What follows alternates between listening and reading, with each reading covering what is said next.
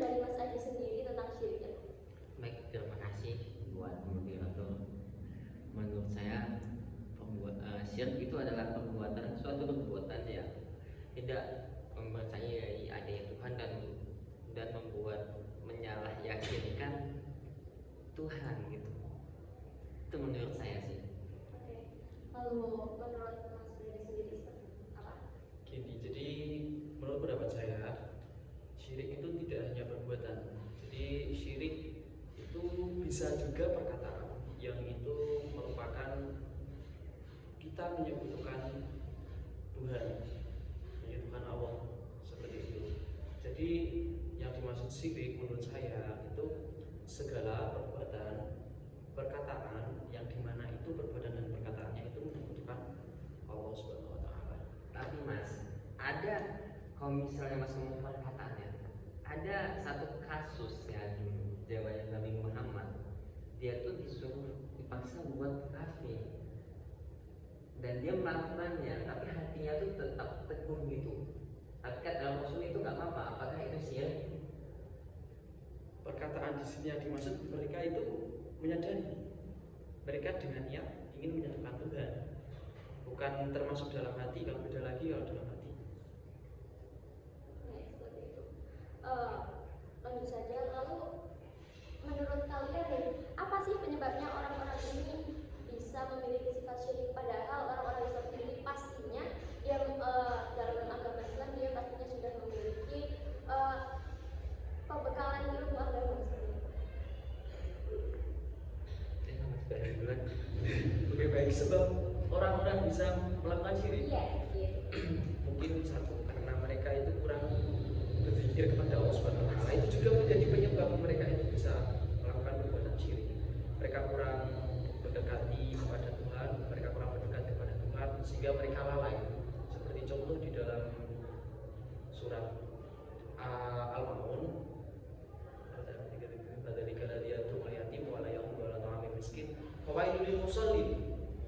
dan mereka orang-orang yang lalai dalam salatnya, dan itu merupakan menjadi sebab bahwasanya orang tersebut bisa nanti berbuat syirik dengan hanya mereka itu sholat untuk riya, juga menjadi sebab kalau mereka itu berbuat syirik. Berarti orang yang melakukan syirik itu adalah orang yang tanpa keyakinan dalam ibadahnya. Contohnya kalau kita jarang sholat itu bisa menimbulkan efek-efek syirik dalam diri kita. Bukan begitu. Jadi gini, kalau kita berbicara tersebut, kita harus tahu dulu pengetahuan tentang macam-macam syirik. Kan syirik ada syirik akbar dan syirik sohir, sugro. Nah, jadi syirik akbar itu mereka itu bahwasanya paham, mereka menyebutkan Allah dengan sebenar-benarnya. Contoh menyembah berhala, dan mereka tidak mengakui adanya Tuhan secara langsung. Itu syirik besar. Kalau syirik kecil ya seperti itu contohnya, hanya kita mengadakan sholat, cuman kita tidak dengan keikhlasan dan untuk menghadap ke Tuhan, tetapi dengan riak untuk pamer kepada orang. Jadi kan kita di dalam hati kita tidak yakin, kita ada sedikit rasa menyekutukan kepada Tuhan, makanya itu disebut syirik. Seperti itu. Menurut Mas Adi sendiri gimana sih? Kenapa kok orang-orang itu bisa memiliki sifat syirik seperti itu? Menurut saya pribadi, tanggapan saya pribadi, kenapa orang tersebut bisa melakukan perbuatan syirik padahal mereka udah tahu ya tentang dan dasar oleh dasar Islam. Menurut saya itu karena yang pertama ada suatu hajat atau doa yang ingin mereka inginkan, tapi sama Tuhan itu nggak dikabulkan. Contohnya kayak misalnya dia pengen sesuatu barang tapi kok nggak dikabulkan dengan cepat, tapi itu kayak nggak ada efeknya ya. Terus lalu si orang tersebut tuh lari ke dukun atau lari ke orang pintar atau dan yang lainnya, terus tiba-tiba langsung dapat. Kayak misalnya nih seorang menginginkan kekayaan dengan cepat, dia udah minta sama Allah, dia udah zikir, dia udah sholat, dia udah melakukan amalan dan tirakat lainnya, tapi masih masih nothing, nggak ada ininya. Lalu dia coba opsi kedua, dia pesugihan dengan syarat yaitu misalnya dengan tumbal ini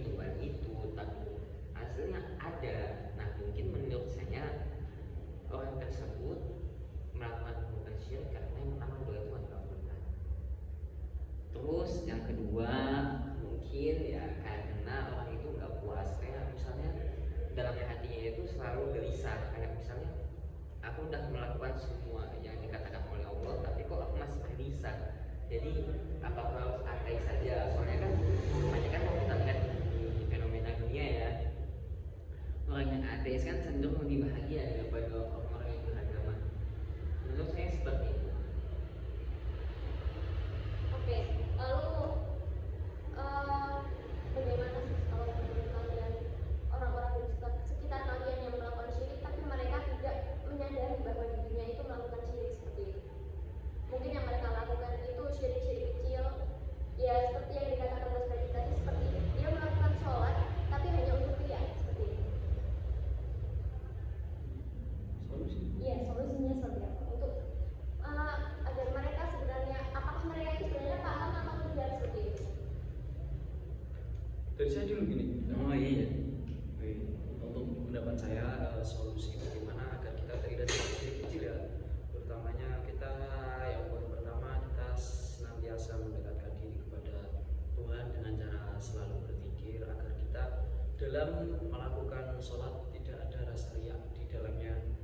Nah mungkin itu ada lagi satu, kita senantiasa mungkin itu aja dari kalau dari saya. Mungkin ada pendapat dari Mas Haji lagi.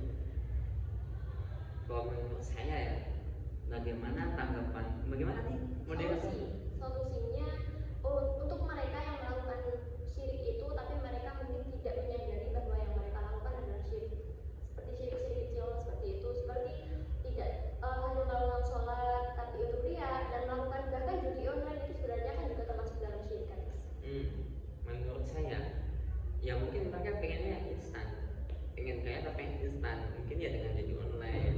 Kalau misalnya kita nih, kalau sebagai orang awam ya, kalau misalnya nih saya Islam tapi saya masih minim pengetahuan, terus saya pengen cepet kaya tapi nggak ada apa ya, saya ini masih kurang ilmu buat taat kepada Tuhan, terus saya judi online yang hasilnya tuh lebih instan. Dan saya lebih pilih mana? Saya pasti lebih pilih judi online.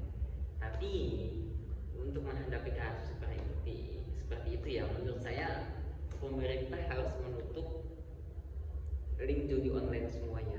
Tolong. Oke, Mas Edi ini Jadi saya ingin mendalam dulu ya Kak. Jadi untuk masalah judi online tidak semua orang itu bisa langsung kaya kan.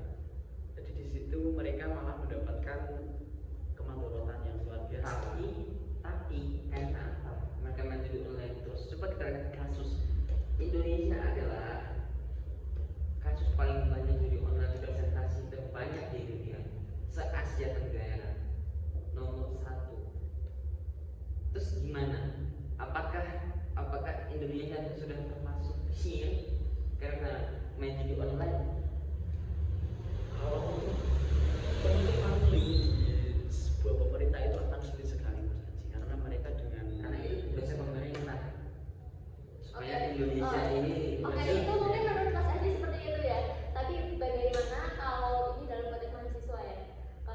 Peran mahasiswa, mungkin Mas Adi dan Mas Adi sebagai mahasiswa, gimana sih kalian memberi solusi kepada mereka-mereka yang melakukan seperti itu? solusinya saya berhenti atau tidak pemerintah membuatkan suatu link yang mirip seperti judi online tapi dia bukan judi online.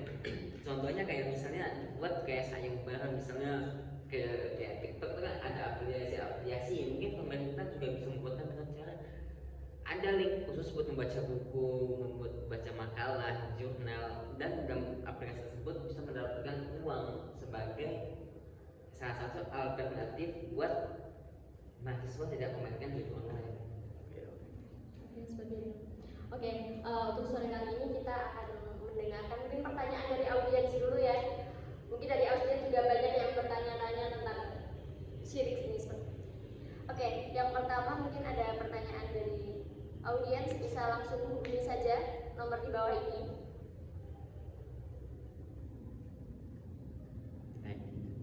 Oke, bagaimana nih tanggapannya kalian sebagai narasumber dengan pertanyaannya Mbak Hamidah tadi? Saya kurang mengerti pertanyaannya, bisa tolong dijelaskan moderator? Oke, pertanyaannya yaitu bagaimana ketika kita diberi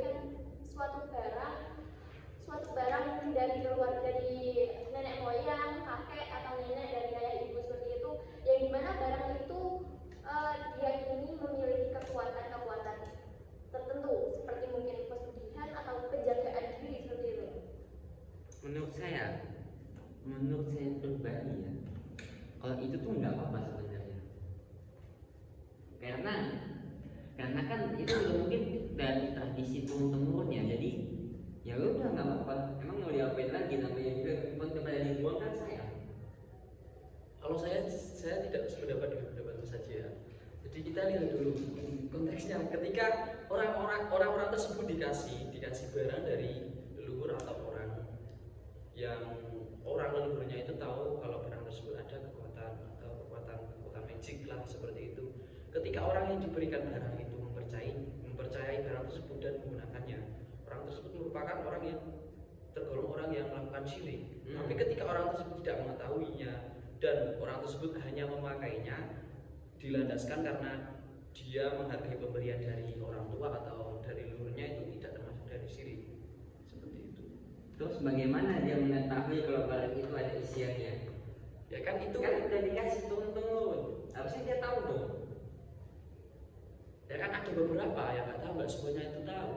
Berarti itu bukan turun-temurun kalau dia nggak tahu. Mau ngasih contoh barangnya seperti apa? Bisa dijelaskan? Oke, mungkin bisa seperti berbentuk, kalau orang-orang ya